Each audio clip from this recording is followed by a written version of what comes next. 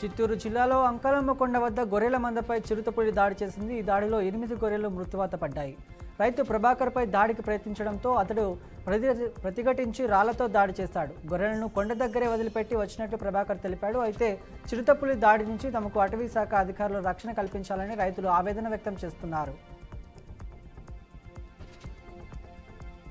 జనగామ జిల్లాలో ఆర్టీసీ చౌరస్తా నుంచి నెహ్రూ పార్క్ వరకు శ్రీకృష్ణ సందర్భంగా గొర్రెల కుమారులు ఆధ్వర్యంలో భక్తుల భారీగా ర్యాలీ నిర్వహించింది.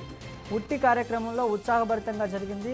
శ్రీకృష్ణుడు ప్రపంచానికి ఆదర్శప్రియుడు, భగవద్గీత ద్వారా మానవుడు ఎలా జీవించాలో బోధించిన దివ్య వ్యక్తి అని శ్రీకృష్ణ జన్మాష్టమి ఉత్సవ కమిటీ సభ్యుడు శివరాజు యాదవ్ అన్నారు.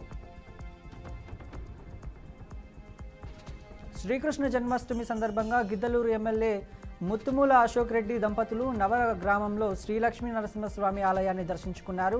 స్వామివారి అభిషేకం చేసి ప్రత్యేక పూజలు నిర్వహించారు. ఈ సందర్భంగా పూజారులు వేద ఆచరణలతో పలకగా తీర్థ ప్రసాదాలు అందించారు. ఎమ్మెల్యే సోదరి గీతా భవానీ ఈ కార్యక్రమంలో పాల్గొన్నారు.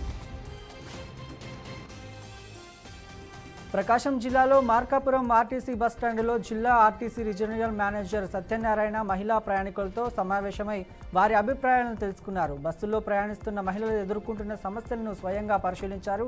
మహిళలకు కావాల్సిన సౌకర్యాలు కల్పించేందుకు అధికారులు చర్యలు తీసుకోవాలని ఆయన ఆదేశించారు. భూపాల్పల్లి జిల్లా కేంద్రంలో అంబేద్కర్ సెంటర్ వద్ద పెద్ద వేప చెట్టు భారీ వర్షం కారణంగా ఒక్కసారిగా కూలి ఒక ఆటోపై పడింది. డ్రైవర్ గాయపడ్డాడు. స్థానికులు వెంటనే అతన్ని ఆటో నుంచి తీసి క్షుణ్ణంగా సంస్కరించారు. దీని వలన పెద్ద ప్రమాదం అరికట్టబట్టినట్లయింది. ఎస్టీ వర్గీకరణతో యానాదులకు మేలు జరుగుతుందని యానాదుల సంక్షేమ సంఘం రాష్ట్ర అధ్యక్షులు పెంచులయ్య, అధికార ప్రతినిధి బాపట్ల బ్రహ్మయ్య తెలిపారు. గుంటూరులో జరిగిన యానాదుల సంక్షేమ సంఘం రాష్ట్ర కార్యదర్శి సమావేశంలో వారు మాట్లాడారు. రాష్ట్ర ప్రభుత్వాలు ఎస్సీ ఎస్టీ వర్గీకరణ చేసుకోవచ్చు అన్న సుప్రీంకోర్టు సూచనలకు అనుగుణంగా రాష్ట్రంలో ఎస్సీ వర్గీకరణ చేపట్టాలని డిమాండ్ చేశారు. 10 లక్షల జనాభా ఉన్న యానాదులకు ప్రత్యేక కార్పొరేషన్ ఏర్పాటు చేయాలని ప్రభుత్వాన్ని కోరారు. తిరుపతి జిల్లా సుళ్లూరుపేట నియోజకవర్గంలో వినాయక విగ్రహ కమిటీ సభ్యులతో సీఐ మురళీకృష్ణ సమావేశం ఏర్పాటు చేశారు. నాయక ఉత్సవాలకు తగు చర్యలు తీసుకోవాలని సీఐ మురళీకృష్ణ ఉత్సవ కమిటీ సభ్యులకు సూచించారు. వినాయక విగ్రహాల ఏర్పాటుకు సంబంధించిన నియమ నిబంధనలను కరపత్రాలను కమిటీ సభ్యులు అందజేశారు. వినాయక ఉత్సవాలకు సమర్థవంతంగా నిర్వహించే మొదటి 5 కమిటీలకు డీఎస్పీ చేతుల మీదుగా బహుమతులు అందజేస్తామని తెలిపారు. సంచలన వ్యాఖ్యలతో వార్తల్లో నిలిచిన ప్రముఖ దర్శకుడు రామ్ గోపాల్ వర్మ తాజాగా వీధి కుక్కల వివాదంపై తీవ్రంగా స్పందించారు. సుప్రీంకోర్టు తీవ్రపై ఆవేదన వ్యక్తం చేస్తున్న జంతు ప్రేమికులను ఉద్దేశించి ఆయన ఘాటు వ్యాఖ్యలు చేశారు. 4 ఏళ్ల బాలుల్ని వీధి కుక్కలు అత్యంత దారుణంగా చంపేసిన వీడియోను చూడాలంటూ ఆయన సోషల్ మీడియాలో పోస్టు చేశారు. బాలీవుడ్ నటి ఎంపీ కంగనా రనౌత్ మరోసారి తనదైన శైలిలో సంచలన వ్యాఖ్యలు చేశారు. పెళ్లైన పురుషులతో సంబంధాల విషయంలో సమాజం ఎప్పుడూ మహిళల్లోనే దోషిగా చూపిస్తుందని ఆమె ఆవేదన వ్యక్తం చేశారు. ఇటీవల ఒక ఇంటర్వ్యూలో ఆమె మాట్లాడుతూ తన వ్యక్తిగత జీవితంపై వచ్చే విమర్శలతో పాటు నేటి తరం డేటింగ్ పోకడలపై కూడా ఘాటుగా స్పందించారు. సూపర్ స్టార్ రజనీకాంత్ 50 ఏళ్ల సినీ ప్రయాణం పూర్తయిన సందర్భంగా ఆయనకు సీఎం చంద్రబాబు ఎక్స్లో ప్రత్యేక శుభాకాంక్షలు తెలిపారు. రజనీకాంత్ తన సినిమా జీవితాన్ని అనేక వినూత్న పాత్రలతో సామాజిక స్పృహ కలిగిన చిత్రాలను ప్రజలకు అత్యంత చేరువ చేయడాన్ని చంద్రబాబు ప్రశంసించారు. ఆయన కాదు, ఆయన సినిమాలు కూడా సమాజంపై ప్రభావం చూపుతాయన్నారు.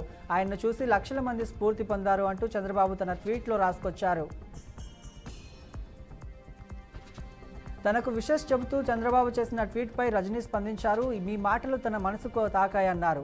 మీ హృదయపూర్వక శుభాకాంక్షలు, ధన్యవాదాలు అంటూ సూపర్ స్టార్ రిప్లై ఇచ్చారు.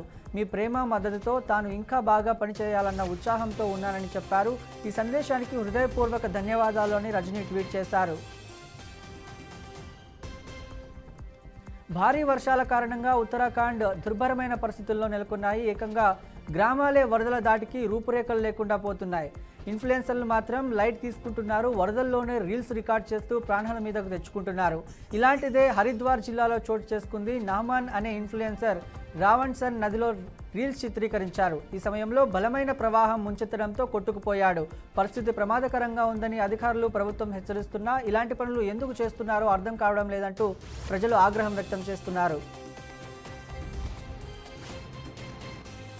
కోమటిరెడ్డి రాజగోపాల్ రెడ్డి చేసిన వ్యాఖ్యలపై తెలంగాణ కాంగ్రెస్ అధ్యక్షుడు ఎమ్మెల్సీ మహేష్ కుమార్ గౌడ్ స్పందించారు. రామ్ గోపాల్ రెడ్డి వ్యవహరణపై కాంగ్రెస్ క్షమాభిక్షణ కమిటీ సూచించాలంటూ అన్నారు. ఇప్పటికే తాను క్రమశిక్షణ కమిటీ ఆదేశించాలన్నారు. ముందు రామ్ గోపాల్ వర్మ ఏ ఉద్దేశంతో అన్నారో తెలుసుకోవాలని చెప్పారు. బీసీ రిజర్వేషన్ల విషయంలో తాము వెనక్కి తగ్గే ప్రసక్తే లేదని స్పష్టం చేశారు. ఉక్రెయిన్ యుద్ధానికి ముగింపు పలికే దిశగా దౌత్యత్యపరమైన ప్రయత్నాలు ఒక్కసారిగా వేగవంతమయ్యాయి. రష్యా అధ్యక్షుడు వ్లాదిమిర్ పుతిన్తో అమెరికాలోని అలెస్కాలో చర్చలు జరిపిన కొద్ది గంటలకే అమెరికా అధ్యక్షుడు డొనాల్డ్ ట్రంప్ కీలక చర్చలకు ఉపక్రమించారు.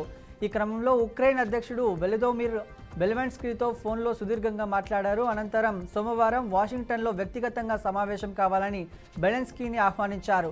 ఈ భేటీలో యుద్ధ నివారణ, హింసకు ముగింపు పలికే అంశాలపై సమగ్రంగా చర్చించనున్నారు.